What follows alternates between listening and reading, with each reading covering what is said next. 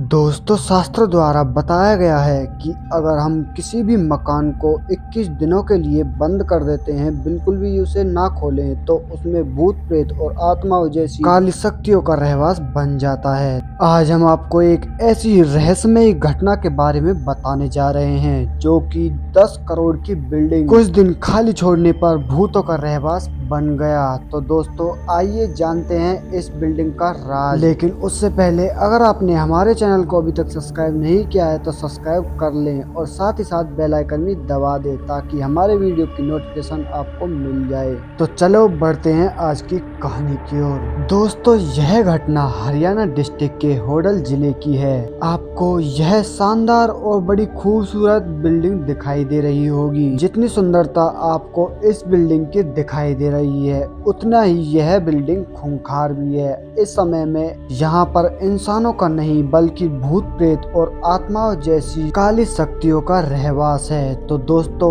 इसके बारे में हम आपको आज सारी जानकारी बताएंगे कि कैसे ये एक ही रात में पूरी हवेली भूतों का रहवास बन गई। दोस्तों यह हवेली एक बड़े बिजनेसमैन की थी जो कि अक्सर बाहर शहर में रहा करता था, लेकिन कुछ परिस्थितियां खराब होने के कारण वह शहर छोड़कर गांव में आ जाता है। दोस्तों उस व्यक्ति का नाम महेंद्र था। उसने यह हवेली अपनी मनपसंद से बहुत ही प्यार से बनवाई थी। इस हवेली को बनाने में लगभग 3 से 4 साल का समय लग गया था और इस हवेली के बनाने वाले मजदूर बहुत ही दूर से बुलाए गए थे। इस हवेली को सन 1998 में बनाकर तैयार कर दिया गया था। उस समय में जहां आम इंसान 1000 रुपए में अपने पूरे साल का खर्चा चला लिया करता था, वहीं इस हवेली को बनाने के लिए 2 से 2.5 करोड़ की लागत लग गई थी। जिस समय लोगों को स्विमिंग पूल का मतलब भी नहीं पता था, उस समय इस हवेली के अंदर स्विमिंग पूल, डाइनिंग टेबल जैसी सुविधाएं उपलब्ध थी। लेकिन दोस्तों एक ही रात में ये सब बदल गया और पूरी हवेली एक खंडर में बदल गई। 1000 एकड़ में बनी यह हवेली बस 6 लोगों का परिवार ही इस हवेली में रहा करता था। महेंद्र जी और उनकी एक वाइफ, 3 बेटियां और एक 15 साल का बेटा उनके साथ रहता था। लेकिन समय का पहिया ऐसा बदला कि पूरे परिवार को नर्क के मुंह में ले गया। महेंद्र जी और उनकी वाइफ जिनका नाम कविता था, वो दोनों बहुत ही ज्यादा गर्म और स्ट्रिक्ट मिजाज के इंसान थे। यह हवेली इतनी बड़ी थी कि 60 लोगों का परिवार यहाँ बड़ी शांति से रह सकता था और वहीं 6 लोगों का परिवार ही बस इसमें रहता था। यह हवेली इतनी बड़ी थी कि अकेला आदमी तो इसमें बिल्कुल भी नहीं रह पाता, क्योंकि यह हवेली बहुत ही डरावनी भी दिखाई देती थी। अकेले रहना इस हवेली में किसी भी इंसान का पॉसिबल नहीं था। यहाँ कोई भी छोटी से छोटी चीज गिरने की आवाज भी इंसान के रोंगटे खड़े करने में काफी थी। लेकिन महेंद्र की 3 लड़कियां और एक 15 साल का लड़का अपने कलेजे पर पत्थर रखकर अपनी माता पिता की मर्जी से यहाँ रह रहे थे। लेकिन उन 4 बच्चों के लिए यह हवेली किसी भूत हवेली से कम नहीं। वो चारों हमेशा एक साथ रहते थे और एक कमरे से दूसरे कमरे में जाने के लिए एक दूसरे का सहारा लिया करते थे। कविता नशे की बहुत ही ज्यादा आदी थी और इसी के लिए वह बच्चों के साथ बहुत ही गलत व्यवहार किया करती थी और शाम को देरी से घर आया करती थी। इतनी बड़ी हवेली के अंदर वह हमेशा अकेला रहना पसंद करती थी और किसी से बात भी नहीं करती थी। लेकिन एक दिन कविता की सबसे बड़ी बेटी जिसका नाम हेमा था, उन दोनों की कुछ बहस हो गई और बहुत ही ज्यादा बहस होने के बाद कविता अपने कमरे में जाके रोने लगी और यह सिलसिला कई दिनों तक चलता रहा।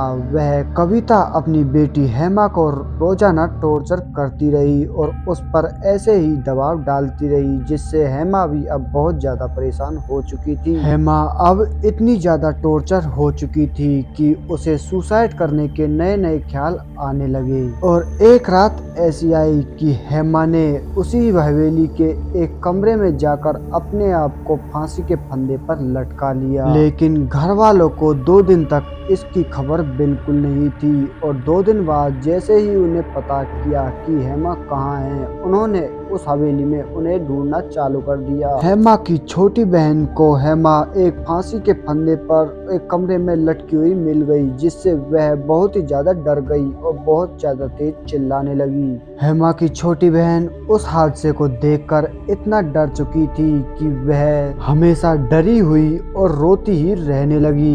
महेंद्र जी को अब तक कुछ भी समझ नहीं आ रहा था कि आखिर यह हुआ तो हुआ क्या, क्योंकि वह अक्सर काम के सिलसिले में बाहर ही रहा करते थे और उन्हें इसके बारे में कुछ भी मालूम नहीं था कि आखिर मेरे घर में हो क्या रहा था। और एक कोने में बैठकर वह बहुत जोर जोर से रोने लगे और पूरा दिन उनका ऐसे ही चला जाया करता था। और कुछ दिन सब कुछ ऐसे ही नॉर्मल चलता रहा, लेकिन एक दिन ऐसा आया कि सभी घर वालों के रोंगटे खड़े हो गए। एक रात जब महेंद्र जी का लड़का खाना खाकर एक कमरे से दूसरे कमरे की तरफ जा रहा था, तो उसने बीच में कुछ ऐसा देख लिया कि वह चिल्लाते हुए वहीं पर बेहोश हो गया। उसने पाया कि उसकी बहन उसके कमरे में खड़ी थी, जिसे देखकर वह पानी पानी हो गया और बहुत तेज चिल्लाते हुए वहीं पर बेहोश हो गया। तुरंत महेंद्र जी और कविता दौड़कर वहां पर आते हैं और उसे होश में लाते हुए पूछते हैं कि क्या हुआ, तो वह यह सब बता देता है कि मैंने अपनी बहन हेमा को उसके कमरे में देखा था। इतना सब सुनते ही उन दोनों के रोंगटे खड़े हो गए और कविता हकलाते हुए अपने बेटे को समझाने लगती है कि बेटा ऐसे कैसे हो सकता है, तुम्हारी बहन हेमा तो कई महीने पहले मर चुकी थी, वो कैसे आ सकती है। लेकिन लड़का इस बात को मानने के लिए तैयार नहीं था और उसके दिल में अब बहुत ही ज्यादा डर बैठ चुका था। साथ ही अब कविता भी बहुत ज्यादा डर में रहने लगी और हमेशा हेमा के बारे में ही सोचती रहती। लेकिन एक और दिन बीत चुका था और अगले दिन जब महेंद्र अपने काम से बाहर जा ही रहा था कि तुरंत उसे कविता की बहुत तेज चीख सुनाई देती है, जिससे वह तुरंत दौड़कर हवेली के अंदर चला जाता है। और जैसे ही वह अंदर की तरफ जाता है तो देखता है हेमा एक छजली पर खड़ी हुई थी और उसकी पत्नी वहीं पर बेहोश पड़ी हुई थी, जिसकी तरफ हेमा बड़े घुर्राते हुए देख रही थी, जिसे देखकर महेंद्र जी वहीं पर पानी पानी हो गया और उसके होश उड़ गए। लेकिन कुछ देर बाद अचानक से हेमा वहां से गायब हो गई और पूरा परिवार अब बहुत ही ज्यादा परेशान हो गया था। महेंद्र जी को कुछ भी समझ नहीं आ रहा था कि आखिर ये हो क्या रहा है। इस पर महेंद्र जी फैसला लेते हैं कि कुछ दिनों के लिए यहाँ से बाहर चलते हैं और यह सारा मामला यहाँ पर ठंडा हो जाएगा। और अब वो कुछ दिनों के लिए बाहर घूमने के लिए चले गए। ऐसे ही दिन बीतते गए और वो इस मामले को अब तक भूल चुके थे और अपनी मौज मस्ती में लगे हुए थे। तभी महेंद्र जी अपनी वाइफ कविता को कहने लगते हैं कि अब तो हमें यहाँ रहते हुए 1 से 1.5 महीना हो गया है और अब तक तो मामला बहुत ही ज्यादा शांत हो चुका होगा और हमें अब अपने घर वापस चलना चाहिए। जिस पर कविता जी कहने लगती हैं जैसा आपको अच्छा लगे, और वो लोग उसी टाइम अपने घर के लिए रवाना हो जाते हैं। और जैसे वो 1.5 महीनों से बंद पड़ी वह इतनी बड़ी हवेली पर पहुंच जाते हैं और अपना सामान गाड़ी से निकालकर अपने घर की तरफ जा ही रहे होते हैं कि तभी एक बिल्ली आकर उनका रास्ता काट देती है। और बिल्ली को रास्ता काटता देख महेंद्र जी तभी समझ जाते हैं कि यहाँ पर अब भी बहुत ही ज्यादा गड़बड़ है और वह इस बात पर ज्यादा ध्यान ना देते हुए आगे की तरफ निकल जाते हैं। और कुछ दिन ऐसे ही सब कुछ चलता रहा और उनके घर में चारों तरफ बिल्लियां ही बिल्लियां नजर आने लगी, जिससे वह अब बहुत ही ज्यादा डर गए। लेकिन एक दिन जब कविता नहाने के लिए जा रही थी, उसने कुछ ऐसा देखा जैसे उसे कोई पीछे से देख रहा हो। जैसे ही वह नजर घुमाती है तो एक बिल्ली उसी की तरफ देख रही थी, जिसे देखकर वह इतना डर गई कि नहाने के लिए भी नहीं गई और तुरंत भागकर महेंद्र जी के पास जाकर रोने लगती है और साथ ही यह भी बोल रही थी कि यहाँ से चलो, यहाँ पर कुछ ठीक नहीं है, अगर हमें अपनी जान बचानी है तो यहाँ से जल्दी निकल जाओ, वरना हम सब के सब यहाँ पर मारे जाएंगे। और अपनी जान बचाने के लिए साथ ही महेंद्र जी को यह भी बताती है कि मैंने हेमा को बहुत बहुत ही ज़्यादा टॉर्चर किया था,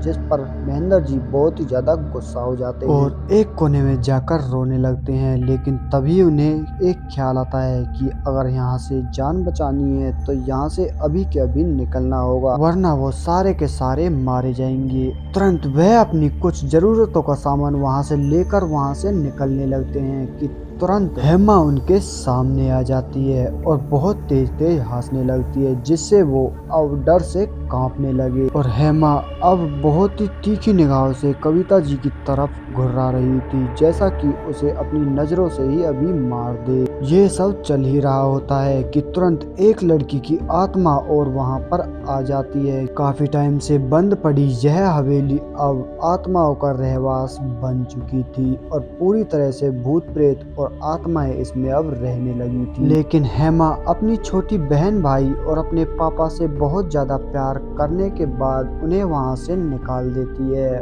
और वो वहां से सुरक्षित निकल जाते हैं। उस हवेली ने कुछ सालों बाद एक खंडर का रूप ले लिया और पूरी तरह से एक भूतिया हवेली बन गई, क्योंकि वहां के आसपास रहने वाले लोग भी अब वहां से जा चुके थे, क्योंकि अब वहां भूतों का बहुत ही ज्यादा तांडव होने लगा था और पूरी रात और रात वहां पर भूतों की आवाजें उस हवेली से सुनाई देने लगी, जिससे बच्चे भी वहां पर बहुत डरने लगे और उन भूत प्रेत और आत्माओं ने वहां के रहने वाले लोगों का भी जीना हराम कर दिया, जिसके चलते वहां के सभी लोगों ने अपने घरों को वहां से छोड़ दिया और वहां से निकल गए, क्योंकि सभी को अपनी जान प्यारी होती है। और कुछ दिनों बाद महेंद्र जी ने उस हवेली को तोड़वाना भी चाहा, लेकिन इसमें भी वह असफल रहे, क्योंकि अब वह पूरी तरह से भूतों का रहवास बन चुका था और उसे अब कोई खरीदना भी नहीं चाहता था। महेंद्र जी ने बहुत ही कम दामों में उसे कई बार बेचने का भी प्रयास किया, लेकिन वह असफल रहे और आज भी हवेली ज्यों की त्यों वहीं पर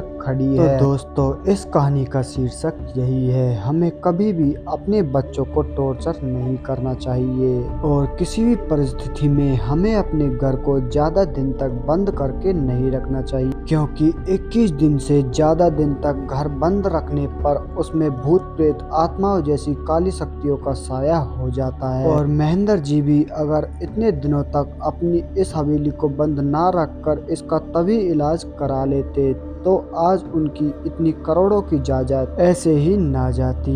तो दोस्तों, यह एपिसोड बस इतना ही। अगर आपको एपिसोड अच्छा लगा तो हमें कमेंट करके जरूर बताएं और मैं आपका दोस्त सुनील कुमार मिलता हूं आपको बहुत जल्द एक और ऐसी ही सच्ची घटना के साथ। तब तक के लिए बाय एंड टेक केयर।